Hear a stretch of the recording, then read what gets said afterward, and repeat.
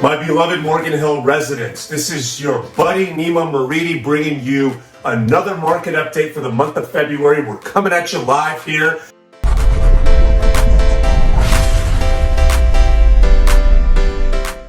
And before we get into the numbers, I noticed some headlines about the Federal Reserve increasing the benchmark interest rate by 25 basis points.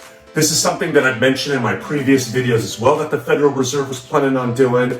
And so far, the folks that are a lot smarter than myself are saying that we're going to do subsequent rate hikes through Q1, most likely 25 basis points, just like they have been doing until the end of the first quarter. And then that'll essentially let the market kind of do its thing until the inflation numbers start coming down.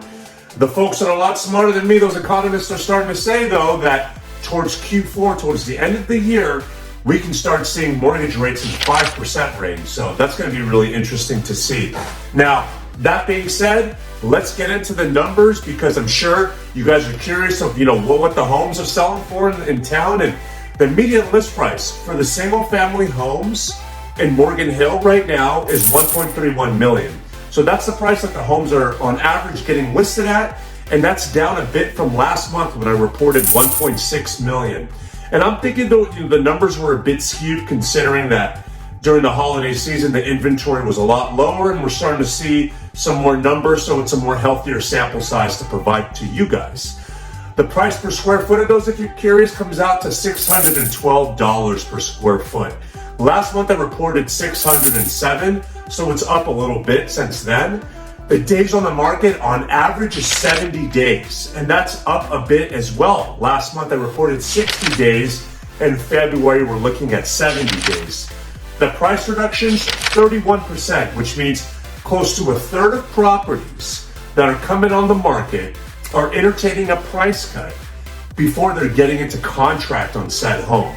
Now, last month I reported 46%, so the price reductions have come down consistently. Now, if you take all of this data and say, what does that mean? If you notice, the average list price, $1.3 million for February, last month, $1.6, but now price reductions are lower, and also price per square foot is up. What does that mean? Clearly, that shows that homes were overpriced, and now that they're at market value, the homes are selling for a lot faster. Now, you'll start seeing those trends, and we'll continue to monitor this, and I'll see how that changes in March and report it back to you kind folks. We had 29 single family homes for sale in February. Last month we had 28, so it's hovering around the same inventory levels. So overall, the demand has kind of cooled a little bit month over month for those single family homes in Morgan Hill. And it's really interesting because if you look at what homes are selling the fastest, there was a home that was around 1,900 square feet on around a 7,000 square foot lot. Think of like your 4-bed, 2-bath layout. That property sold for after 52 days on the market, so it got picked up really fast. And that was really interesting. Now, that was the single family homes. Let's talk about the condos and townhomes now. The median list price for those is $977,000. Now, that's the average price that these properties are hitting the market. Last month, I reported $1,020,000. So it's down a bit, around 50K or so from that number. The price per square foot for that comes out to $485 per square foot. And January was $498. So again, down a bit. And if you're curious, thinking like, how much would my property value be? Sometimes, like as a rule of thumb, you could take your price per square foot and multiply it by the square footage and get a rough estimate of what your home is worth in today's market. Now, you always want to keep that with a grain of salt, though, because the thing is, all homes have different amenities, right? Condos have the homeowners association fees and different amenities that they provide, so that's factored into the price.